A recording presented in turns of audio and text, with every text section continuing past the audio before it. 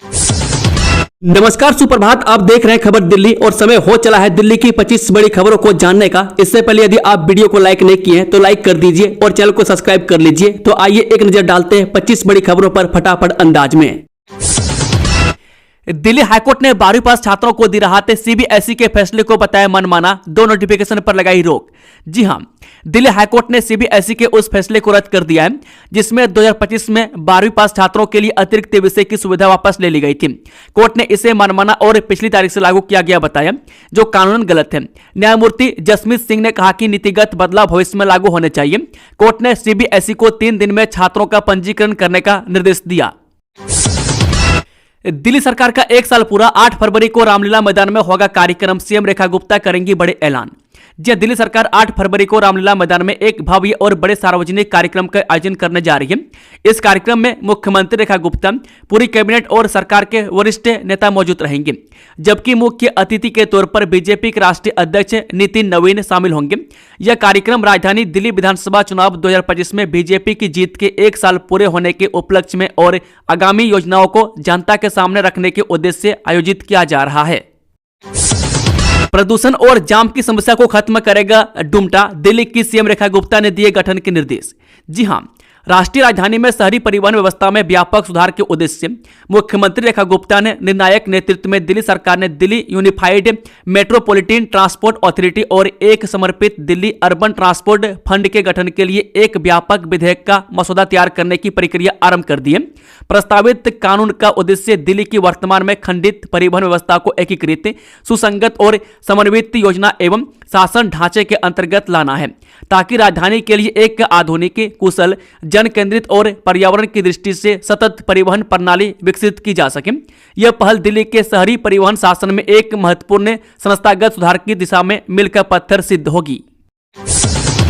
Delhi police का अब तक का सबसे बड़ा cyber crackdown, operation Cy Hawk में 1000 से अधिक गिरफ्तारियां।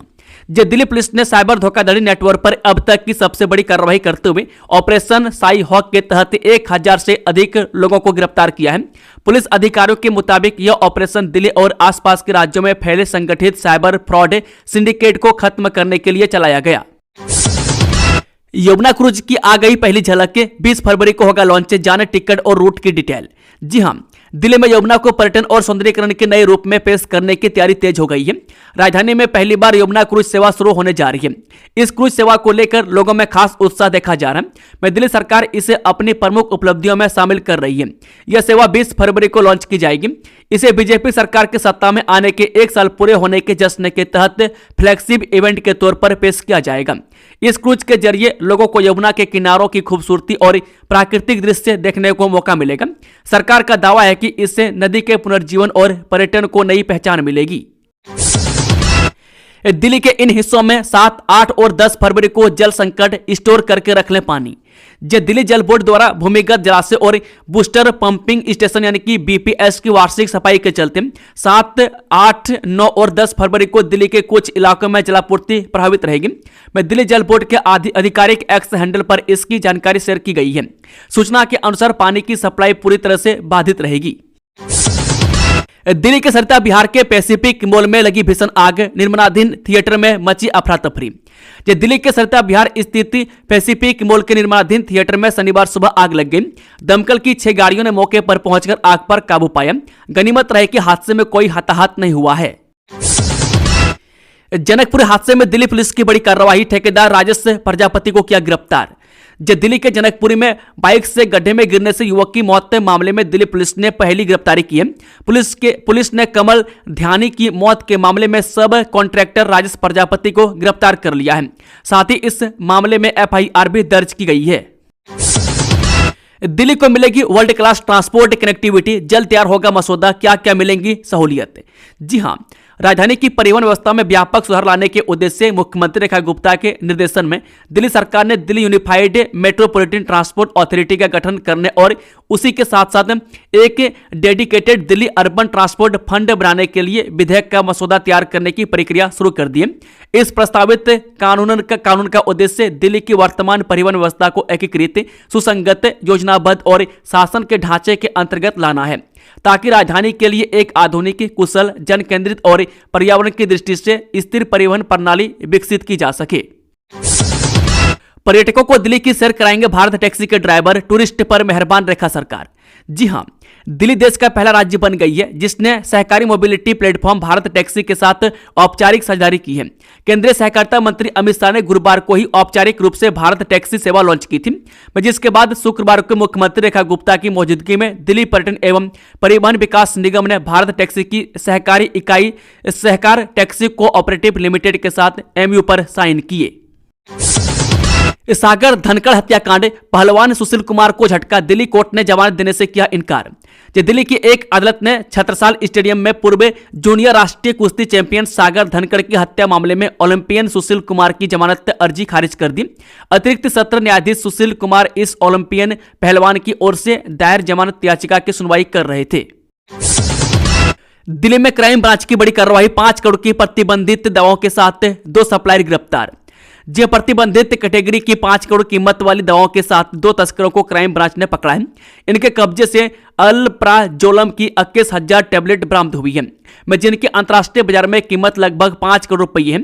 आरोपियों की पहचान रोहतक निवासी मनोज कुमार उर्फ मनु और बिहार के किशनगंज निवासी तौहीद आलम उर्फ आयन के रूप में हुई है। आरोपी दिल्ली के भागीरथ प्लेस से प्रतिबंधित कैटेगरी दवाएं तस्करी कर रोहतक व अन्य जगहों पर तस्करी करते थे। पिछले साल दिल्ली ट्रैफिक पुलिस ने प्राइवेट बसों पर कसा शिकंजा, किए इतने हजार चालान, जाने आंकड़े। जी हां, राजधानी दिल्ली में सड़क सुरक्षा और ट्रैफिक व्यवस्था सुधारने के लिए सेंट्रल रेंज ट्रैफिक पुलिस ने साल 2025 के दौरान प्राइवेट बसों के खिलाफ व्यापक अभियान चलाया। इस दौरान नियमों का उल्लंघन करने वाले बस ऑपरेटरों पर सख्त कार्रवाई करते हुए चालानों और जब्ती की संख्या में बढ़ोतरी दर्ज की गई है। दिल्ली पुलिस के ऑपरेशन मिलाप ने लौटाई खोई हुई मुस्कानें, सामने आई दिल छूने वाली कहानियां।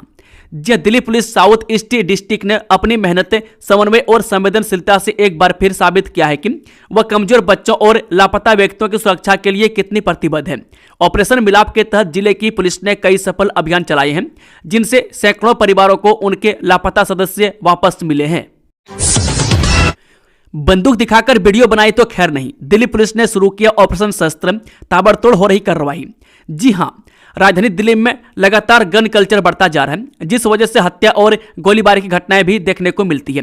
हालांकि अब गोलीबारी और गन कल्चर की घटनाओं पर लगाम लगाने के लिए दिल्ली पुलिस ने ऑपरेशन शस्त्र शुरू किया है।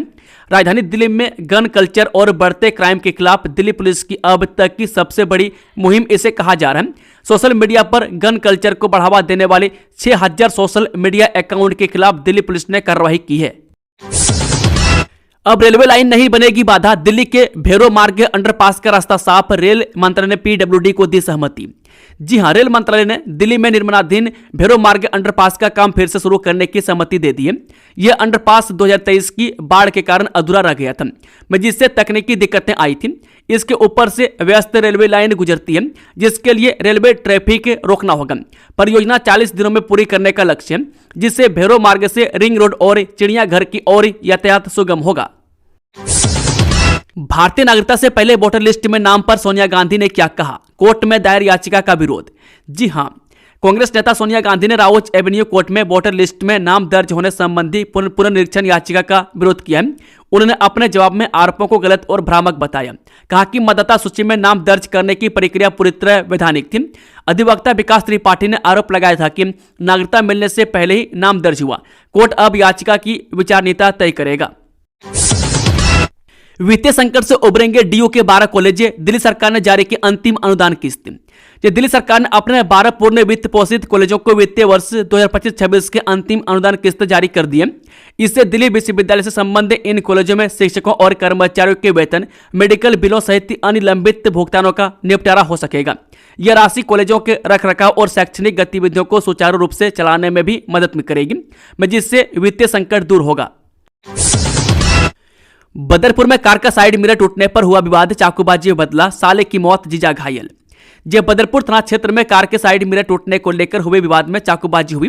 इस घटना में जीजा साले गंभीर रूप से घायल हो गए, जिनमें से साले अरुण की इलाज के दौरान मौत हो गई। घायल शिवम का उपचार जारी है। पुलिस ने त्वरित कार्रवाई करते हुए 2 नाबालिगों सहित 4 आरोपियों अमन और बिक्की को गिरफ्तार किया है। जांच में पुरानी रंजिश भी सामने आई है। एक खूंखार कुत्तों के पहरे में बंधक रखी जाती थी लड़कियां, द्वारका में वेश्यावृत्ति रैकेट का भंडाफोड़। ये दिल्ली पुलिस ने द्वारका में एक संगठित वेश्यावृत्ति रैकेट का भंडाफोड़ किया है। में डाबरी पुलिस ने एक एनजीओ की मदद से 11 लड़कियों को बचाया, में जिनमें 5 नाबालिग थी, में जिन्हें अलमारी में छिपाया गया था। में अच्छी नौकरी का झांसा देकर लाई गई इन लड़कियों को कुत्तों के पहरे पर रखा जाता था। यह पूरा operation association for volunteer action नाम के एक एनजीओ से मिली सूचना के आधार पर किया गया। जानकारी की पुष्टि करने के लिए डाबरी पुलिस स्टेशन के एसएचओ की लीडरशिप में एक पुलिस अधिकारी को नकली ग्राहक बनाकर संदिग्ध घर में भेजा गया। में जैसे ही वेश्यावृत्ति की पुष्टि हुई, पुलिस टीम ने तुरंत उस जगह पर छापा मारा। मौके से 8 ग्राहक और 2 ऑपरेटर सहित कुल 10 लोगों को गिरफ्तार किया गया। इस सावधान डेटिंग ऐप के जरिए हसीनाओं के प्रेम जाल में फंसकर क्लबों में पिटने के साथ लूट रहे हैं युवा।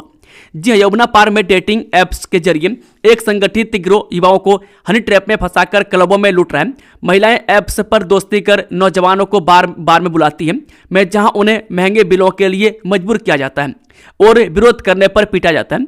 पिछले 2 महीनों में ऐसे 10 मामले सामने आए हैं। गाजियाबाद में स्कॉर्पियो से 3 देसी पिस्तौलें बरामद, बीजेपी नेता के बेटे सहित 5 गिरफ्तार। जी हां, गाजियाबाद क्राइम ब्रांच ने वेब सिटी में एक स्कॉर्पियो कार से 3 युवकों को पकड़ा। उनके पास से 3 देसी पिस्तौलें मिली। एक आरोपी ने खुद को बीजेपी नेता का बेटा बताया। पूछताछ में पता चला कि पिस्तौलें 2 अन्य युवकों से खरीदी गई थी। पुलिस ने कुल 5 आरोपियों पर मामला दर्ज किया है।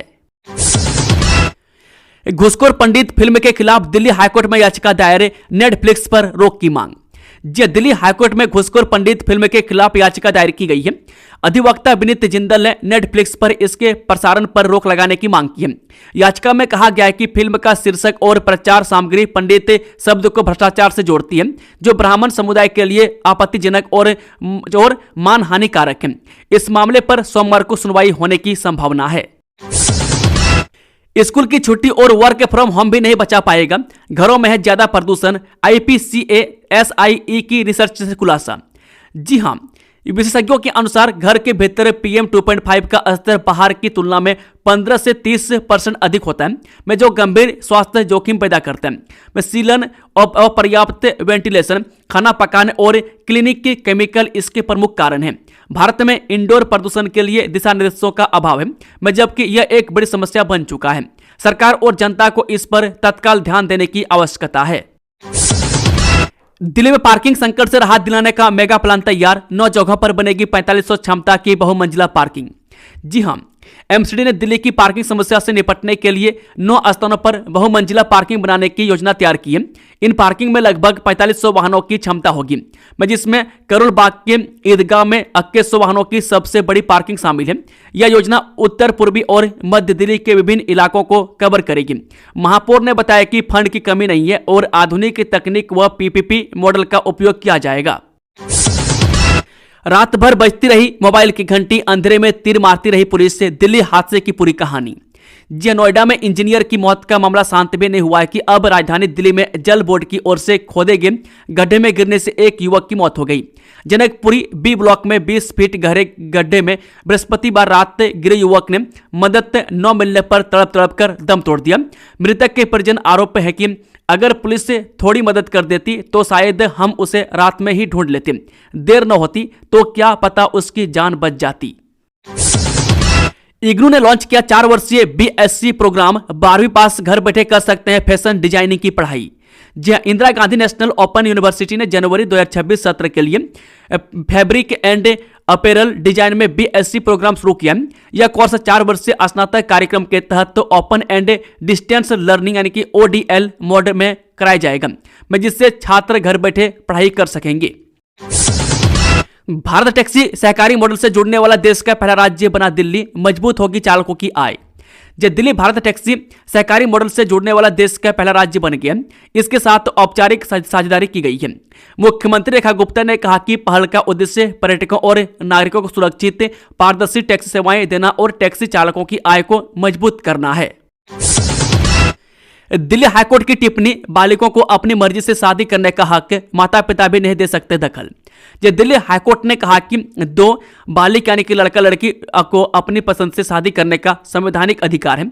ऐसे में उनसे इस फैसले में न तो समाज, न सरकार, न माता पिता दखल दे सकते हैं। यह टिप्पणी न्यायमूर्ति सौरभ बनर्जी ने एक कपल की याचिका पर सुनवाई करते हुए की, जिसमें उन्होंने महिला के पिता से खतरे की आशंका जताते हुए पुलिस सुरक्षा की मांग की थी। कोर्ट ने युगल को सुरक्षा देते हुए कहा कि शादी करने का अधिकार व्यक्ति की आजादी और निजी पसंद का हिस्सा है, जिसे संविधान के अनुच्छेद 21 के तहत संरक्षण मिला हुआ है। मैं कोर्ट ने कहा कि बालिग होने के नाते दोनों को अपना जीवन साथी चुनने का पूरा अधिकार है। ओला उबर का विकल्प जाने कैसे करें भारत टैक्सी की बुकिंग और अपने रोजाना के सफर का किराया समझें।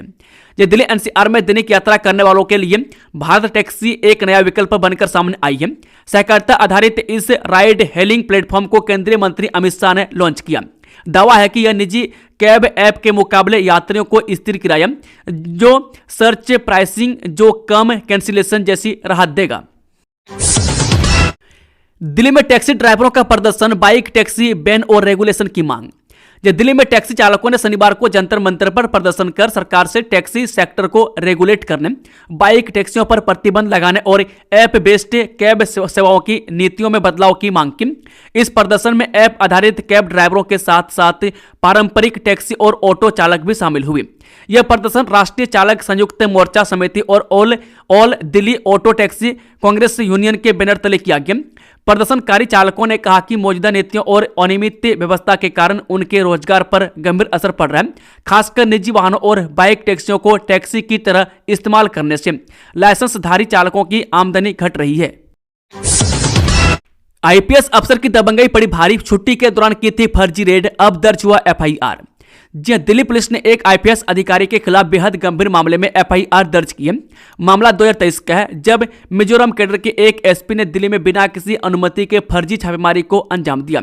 विजिलेंस जांच में खुलासा हुआ है कि अफसर ने न सिर्फ नियमों की धज्जियां उड़ाई, बल्कि एक विदेशी नागरिक को अवैध तरीके से हिरासत में भी रखा। दोस्तों, खबरों का सिलसिला समाप्त होता है। अगर जानकारी पसंद आई हो तो वीडियो को लाइक, शेयर, चैनल को सब्सक्राइब जरूर से जरूर कर लें और कमेंट बॉक्स में अपना फीडबैक जरूर दें। Thank you, all the best. जय हिंद, जय भारत, वंदे मातरम।